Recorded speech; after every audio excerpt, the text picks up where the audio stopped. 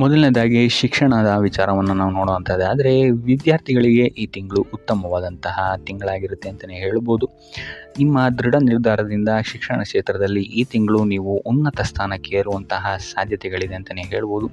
ಇದಲ್ಲದೆ ಗುರು ಹಿರಿಯರ ಮಾರ್ಗದರ್ಶನವು ಸಹಿತ ನಿಮಗಿಲ್ಲಿ ಸಕಾರಾತ್ಮಕ ಬದಲಾವಣೆಯನ್ನು ನಿಮ್ಮ ಜೀವನದಲ್ಲಿ ಈ ತಿಂಗಳು ತರುತ್ತೆ ಅಂತಲೇ ಹೇಳ್ಬೋದು. ಇನ್ನು ಉನ್ನತ ಶಿಕ್ಷಣದಲ್ಲಿರುವಂತಹ ವಿದ್ಯಾರ್ಥಿಗಳಿಗೆ ಈ ತಿಂಗಳು ಮಿಶ್ರ ಫಲ ಅಂತಲೇ ಹೇಳ್ಬೋದು. ಆತ್ಮವಿಶ್ವಾಸ ಬೆಳೆಸಿಕೊಳ್ಳೋದು ನಿಮಗಿಲ್ಲಿ ಉತ್ತಮವಾಗಿರುತ್ತೆ ಅಂತಲೇ ಹೇಳ್ಬೋದು. ಸೊ ನೀವು ನಿರೀಕ್ಷಿಸಿದಂತಹ ಫಲಿತಾಂಶಗಳು ನಿಮಗೆ ಈ ತಿಂಗಳು ಹೆಚ್ಚಾಗಿಯೇ ಸಿಗುತ್ತೆ ಅಂತಲೇ ಹೇಳ್ಬೋದು. ಇನ್ನು ನೀವೇನಾದರೂ ಸ್ಪರ್ಧಾತ್ಮಕ ಪರೀಕ್ಷೆಯಲ್ಲಿ ಏನಾದರೂ ಭಾಗಿಯಾಗ್ತಾ ಇದ್ದೀರಾ ಅಂತ ಹೇಳಿದ್ರು ಸಹಿತ ನಿಮ್ಮ ನಿರೀಕ್ಷೆಯ ಫಲಿತಾಂಶ ಇಲ್ಲಿ ನಿಮಗೆ ಸಿಗುತ್ತೆ ಅಂತಲೇ ಹೇಳ್ಬೋದು. ಆದರೆ ಶಾಲಾ ಮಕ್ಕಳ ವಿದ್ಯಾಭ್ಯಾಸದಲ್ಲಿ ಸ್ವಲ್ಪ ಇಲ್ಲಿ ಅತಂತ್ರವಾಗುವಂತಹ ಸಾಧ್ಯತೆಗಳಿದೆ ಅಂತಲೇ ಹೇಳ್ಬೋದು. ಆದರೆ ಯಾವುದೇ ರೀತಿಯಾದಂತಹ ದೊಡ್ಡ ಸಮಸ್ಯೆಗಳಿಲ್ಲ ಅಂತಲೇ ಹೇಳ್ಬೋದು. ಸೊ ಒಟ್ಟಾರೆಯಾಗಿ ವಿದ್ಯಾರ್ಥಿಗಳಿಗೆ ಈ ತಿಂಗಳು ಅತ್ಯುತ್ತಮವಾಗಿರುತ್ತೆ ಅಂತಲೇ ಹೇಳ್ಬೋದು. ಇನ್ನು ಕುಟುಂಬ ವಿಚಾರಕ್ಕೆ ಬರುವಂಥದ್ದಾದರೆ ಕುಟುಂಬ ವಿಚಾರದಲ್ಲೂ ಅಷ್ಟೇ ಈ ತಿಂಗಳು ಉತ್ತಮವಾದಂತಹ ಸಮಯವಿರುತ್ತೆ ಅಂತಲೇ ಹೇಳ್ಬೋದು. ಸೊ ಹಿರಿಯರ ಆಶೀರ್ವಾದದಿಂದ ನಿಮ್ಮೆಲ್ಲ ಕಾರ್ಯಗಳು ಈ ತಿಂಗಳು ಯಶಸ್ವಿಯಾಗುತ್ತೆ ಅಂತಲೇ ಹೇಳ್ಬೋದು. ಆದರೆ ಎರಡನೇ ವಾರ ಸ್ವಲ್ಪ ಎಚ್ಚರಿಕೆಯನ್ನು ವಹಿಸಬೇಕಾಗತ್ತೆ. ನಿಮ್ಮ ಕುಟುಂಬ ವಿಚಾರದಲ್ಲಿ ಇಲ್ಲಿ ಸ್ವಲ್ಪ ವಾದ ವಿವಾದಗಳು ಹೆಚ್ಚಾಗಬಹುದು. ತದನಂತರ ಸ್ಥಿತಿಗತಿಗಳು ಸಾಮಾನ್ಯವಾಗುತ್ತೆ ಅಂತಲೇ ಹೇಳ್ಬೋದು. ಇದಲ್ಲದೆ ಈ ತಿಂಗಳು ನಿಮ್ಮ ಸ್ನೇಹಿತರ ಸಹಕಾರ ಮತ್ತು ಬೆಂಬಲ ನಿಮಗೆ ಹೆಚ್ಚಾಗಿ ಸಿಗುತ್ತೆ ಅಂತಲೇ ಹೇಳ್ಬೋದು. ಇನ್ನು ಮಕ್ಕಳಿಂದಲೂ ಸಹಿತ ನಿಮಗಿಲ್ಲಿ ಉತ್ತಮವಾದಂತಹ ಸುದ್ದಿಗಳು ಸಿಗುತ್ತೆ ಅಂತಲೇ ಹೇಳ್ಬೋದು. ಅವರ ಸಾಧನೆಯೂ ಹೆಚ್ಚಾಗುತ್ತೆ ಅಂತಲೇ ಹೇಳ್ಬೋದು. ಇನ್ನು ಮಕ್ಕಳ ವೃತ್ತಿ ಜೀವನ ಅಥವಾ ವಿದ್ಯಾಭ್ಯಾಸದಲ್ಲೂ ಸಹಿತ ನಿಮಗಿಲ್ಲಿ ಸಿಹಿ ಸುದ್ದಿಗಳು ಸಿಗುತ್ತೆ ಅಂತಲೇ ಹೇಳ್ಬೋದು. ಸೊ ಒಟ್ಟಾರೆಯಾಗಿ ಕುಟುಂಬ ಕ್ಷೇತ್ರದಲ್ಲಿ ನಿಮಗೆ ಈ ತಿಂಗಳು ಉತ್ತಮವಾದಂತಹ ಫಲಗಳೇ ಇದೆ ಅಂತಲೇ ಹೇಳ್ಬೋದು. ಇನ್ನು ಆರೋಗ್ಯ ವಿಚಾರಕ್ಕೆ ಬರುವಂಥದ್ದಾದರೆ ಆರೋಗ್ಯ ವಿಚಾರದಲ್ಲಿ ಈ ತಿಂಗಳು ಸಾಮಾನ್ಯ ಫಲ ಅಂತಲೇ ಹೇಳ್ಬೋದು. ಈ ತಿಂಗಳು ನಿಮಗೆ ಸ್ವಲ್ಪ ಮೊದಲನೇ 2 ವಾರಗಳಲ್ಲಿ ಜ್ವರ, ತಲೆನೋವು, ಕಫದಂತಹ ಸಮಸ್ಯೆಗಳು ಸ್ವಲ್ಪ ಬಾಧಿಸುತ್ತೆ ಅಂತಲೇ ಹೇಳ್ಬೋದು. ಇದಲ್ಲದೆ ವಯೋವೃದ್ಧರು ಅಷ್ಟೇ ತಮ್ಮ ಆರೋಗ್ಯದ ಬಗ್ಗೆ ಹೆಚ್ಚು ಗಮನವನ್ನು ವಹಿಸಬೇಕಾಗತ್ತೆ. ಮಧುಮೇಹ ಅಥವಾ ರಕ್ತದೊತ್ತಡದಂತಹ ಸಮಸ್ಯೆಗಳು ನಿಮಗಿಲ್ಲಿ ಸ್ವಲ್ಪ ಬಾಧಿಸುತ್ತೆ ಅಂತಲೇ ಹೇಳ್ಬೋದು. ಸೊ ನಿಮ್ಮ ಆಹಾರದ ಬಗ್ಗೆ ಹೆಚ್ಚು ಗಮನವನ್ನು ಹರಿಸುವಂಥದ್ದು ಉತ್ತಮವಾಗಿರುತ್ತೆ. ಇದಲ್ಲದೆ ಕರಿದ ತಿಂಡಿಗಳಿಂದ ಹೆಚ್ಚು ದೂರ ಇರುವಂಥದ್ದು ಉತ್ತಮವಾಗಿರುತ್ತೆ ಅಂತಲೇ ಹೇಳ್ಬೋದು. ನಿಮ್ಮ ದೈನಂದಿನ ಕಾರ್ಯಗಳಲ್ಲಿ ಯೋಗ ಮತ್ತು ಧ್ಯಾನವನ್ನು ನೀವು ಇನ್ಕ್ಲೂಡ್ ಮಾಡಿಕೊಳ್ಳುವಂಥದ್ದು ನಿಮಗಿಲ್ಲಿ ಸಕಾರಾತ್ಮಕ ಫಲಿತಾಂಶವನ್ನು ನೀಡುತ್ತೆ ಅಂತಲೇ ಹೇಳ್ಬೋದು. ಇನ್ನು 3ನೇ ವಾರದ ನಂತರ ನಿಮಗಿಲ್ಲಿ ನಿಮ್ಮ ಆರೋಗ್ಯದಲ್ಲಿ ಸ್ಥಿರತೆಯನ್ನು ನೀವು ನೋಡ್ತೀರ ಅಂತಲೇ ಹೇಳ್ಬೋದು. ಇನ್ನು ಇದಲ್ಲದೆ ನಿಮ್ಮ ಪೋಷಕರು ಅಥವಾ ನಿಮ್ಮ ಸಂಗಾತಿಯ ಆರೋಗ್ಯದ ಪರಿಣಾಮವಾಗಿ ನೀವಿಲ್ಲಿ ಸ್ವಲ್ಪ ಖರ್ಚನ್ನು ಮಾಡಬೇಕಾದಂತಹ ಸಾಧ್ಯತೆಗಳು ಬರಬಹುದು ಕೊನೆಯ ವಾರದಲ್ಲಿ. ಸೊ ಸ್ವಲ್ಪ ಆರೋಗ್ಯದ ಬಗ್ಗೆ ಹೆಚ್ಚು ಗಮನ ವಹಿಸುವಂಥದ್ದು ಈ ತಿಂಗಳು ಉತ್ತಮವಾಗಿರುತ್ತೆ. ಇನ್ನು ವೃತ್ತಿ ಜೀವನವನ್ನು ನಾವು ನೋಡುವಂಥದ್ದಾದರೆ ವೃತ್ತಿ ಜೀವನದಲ್ಲಿ ಈ ತಿಂಗಳು ನಿಮಗೆ ಅಷ್ಟಾಗಿ ಉತ್ತಮವಲ್ಲದ ಸ್ಥಿತಿ ಇದೆ ಅಂತಲೇ ಹೇಳ್ಬೋದು. ಯಾಕಂತ ಹೇಳಿದ್ರೆ ಈ ತಿಂಗಳು ನಿಮಗೆ ಅನಿರೀಕ್ಷಿತ ಬದಲಾವಣೆಗಳು ಹೆಚ್ಚಾಗಿ ಕಾರಣಕ್ಕೆ ಸಿಗುತ್ತೆ ಅಂತಲೇ ಹೇಳ್ಬೋದು. ಸೊ ಇದರಿಂದಾಗಿ ಇಲ್ಲಿ ನೀವು ಸ್ವಲ್ಪ ತೊಂದರೆಯನ್ನು ಎದುರಿಸಬೇಕಾಗಬಹುದು. ಈ ಹಿಂದೆ ಮಾಡಿದಂತಹ ತಪ್ಪುಗಳು ಈಗ ಸ್ವಲ್ಪ ಕಣ್ಮುಂದೆ ಬರುತ್ತೆ ಅಂತಲೇ ಹೇಳ್ಬೋದು. ಸೊ ಇದರಿಂದಾಗಿ ಇಲ್ಲಿ ನಿಮ್ಮ ಮೇಲಾಧಿಕಾರಿಗಳು ನಿಮ್ಮೊಂದಿಗೆ ಸ್ವಲ್ಪ ವಾದ ವಿವಾದಗಳನ್ನು ಮಾಡುವಂತಹ ಸಾಧ್ಯತೆ ಹೆಚ್ಚಾಗಿದೆ ಅಂತಲೇ ಹೇಳ್ಬೋದು.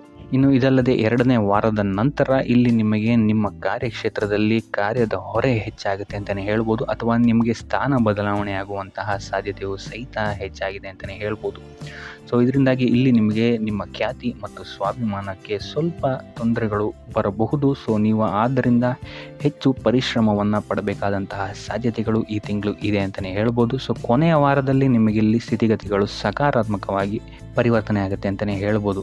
ಇನ್ನು ನೀವೇನಾದರೂ ಕೆಲಸ ಬದಲಾವಣೆಗೆ ಏನಾದರೂ ನೋಡ್ತಾ ಇದ್ದೀರಾ ಅಂತ ಹೇಳಿದ್ರೆ ಈ ತಿಂಗಳು ಅಷ್ಟು ಉತ್ತಮವಾಗಿಲ್ಲ ಅಂತಲೇ ಹೇಳ್ಬೋದು. ಸೊ ಆದಷ್ಟು ಸತತ ಪ್ರಯತ್ನವನ್ನು ನೀವು ಹೆಚ್ಚಾಗಿ ಮಾಡಬೇಕಾಗತ್ತೆ. ಯಾವುದೇ ರೀತಿಯಾದಂತಹ ಆತುರದ ನಿರ್ಧಾರಗಳಿಂದ ನೀವು ಈ ತಿಂಗಳು ದೂರ ಇರುವಂಥದ್ದು ಉತ್ತಮವಾಗಿರುತ್ತೆ. ಇರುವಂತಹ ಉದ್ಯೋಗದಲ್ಲೇ ಮುಂದುವರಿಯುವಂಥದ್ದು ಸಹಿತ ನಿಮಗಿಲ್ಲಿ ಸ್ವಲ್ಪ ರಿಲೀಫನ್ನು ಕೊಡುತ್ತೆ ಅಂತಲೇ ಹೇಳ್ಬೋದು.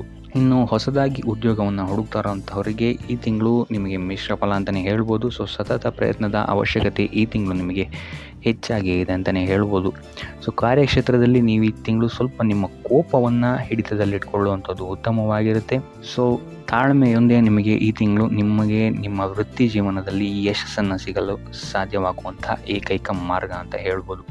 ಸೊ ಅದರಿಂದ ಕಾರ್ಯಕ್ಷೇತ್ರದಲ್ಲಿ ಹೆಚ್ಚು ಗಮನ ವಹಿಸುವಂಥದ್ದು ಉತ್ತಮವಾಗಿರುತ್ತೆ.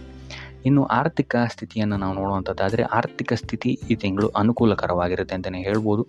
ಈ ತಿಂಗಳು ನಿಮಗೆ ಹೆಚ್ಚುವರಿ ಆದಾಯ ಹೊಂದಿರ್ತೀರ ಅಂತಲೇ ಹೇಳ್ಬೋದು.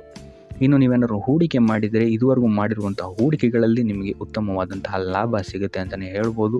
ಇನ್ನು ಈ ತಿಂಗಳು ನಿಮಗೆ ಸ್ವಲ್ಪ ವ್ಯರ್ಥ ಓಡಾಟಗಳು ಹೆಚ್ಚಾಗುವುದು ಮೊದಲನೇ ವಾರದಲ್ಲಿ. ಇನ್ನು ಎರಡನೇ ವಾರದಲ್ಲಿ ನಿಮ್ಮ ವ್ಯವಹಾರದಲ್ಲಿ ನಿಮ್ಮ ಇಷ್ಟಾನುಸಾರ ಅಭಿವೃದ್ಧಿಯನ್ನು ನೀವು ಕಾಣ್ತೀರಾ ಅಂತಲೇ ಹೇಳ್ಬೋದು. ಇನ್ನು ಕೃಷಿಗೆ ಸಂಬಂಧಿಸಿದಂತಹ ವ್ಯಾಪಾರ ವ್ಯವಹಾರಗಳಲ್ಲೂ ಸಹಿತ ನಿಮಗೆ ಇಲ್ಲಿ ಉತ್ತಮ ಫಲಗಳು ಸಿಗುತ್ತೆ ಅಂತಲೇ ಹೇಳ್ಬೋದು.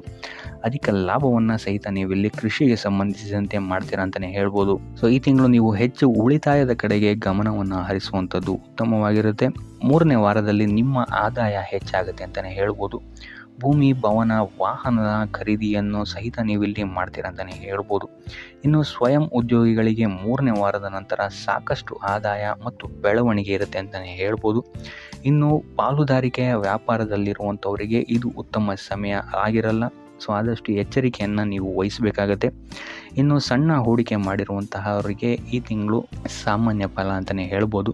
ಸೊ ಆದಷ್ಟು ಐಷಾರಾಮಿ ವಸ್ತುಗಳ ಮೇಲೆ ಖರ್ಚು ಮಾಡೋದನ್ನು ನೀವು ನಿಯಂತ್ರಿಸುವಂಥದ್ದು ಉತ್ತಮವಾಗಿರುತ್ತೆ. ಇನ್ನು ಉಪಾಯ ವಿಚಾರಕ್ಕೆ ಬರುವಂಥದ್ದಾದರೆ ಲಕ್ಷ್ಮೀ ವೆಂಕಟೇಶ್ವರನ ಪೂಜೆಯನ್ನು ಮಾಡುವಂಥದ್ದು ನಿಮಗಿಲ್ಲಿ ಸಹಕಾರಿಯಾಗಿರುತ್ತೆ ಅಂತಲೇ ಹೇಳ್ಬೋದು. ಅಥವಾ ಪ್ರಾಣಿಗಳಿಗೆ ಆಹಾರವನ್ನು ನೀಡುವಂಥದ್ದು ನಿಮಗಿಲ್ಲಿ ನಿಮ್ಮ ವೃತ್ತಿ ಜೀವನದಲ್ಲಿ ಮತ್ತು ನಿಮ್ಮ ವಿದ್ಯಾಭ್ಯಾಸದಲ್ಲಿ ಇರುವಂತಹ ತೊಂದರೆಗಳನ್ನು ನಿವಾರಣೆ ಮಾಡೋಕ್ಕೆ ಸಹಾಯ ಆಗುತ್ತೆ ಅಂತಲೇ ಹೇಳ್ಬೋದು. ಸೊ ಇದಾಗಿತ್ತು ಈ ತಿಂಗಳ ನಿಮ್ಮ ರಾಶಿ ಭವಿಷ್ಯ.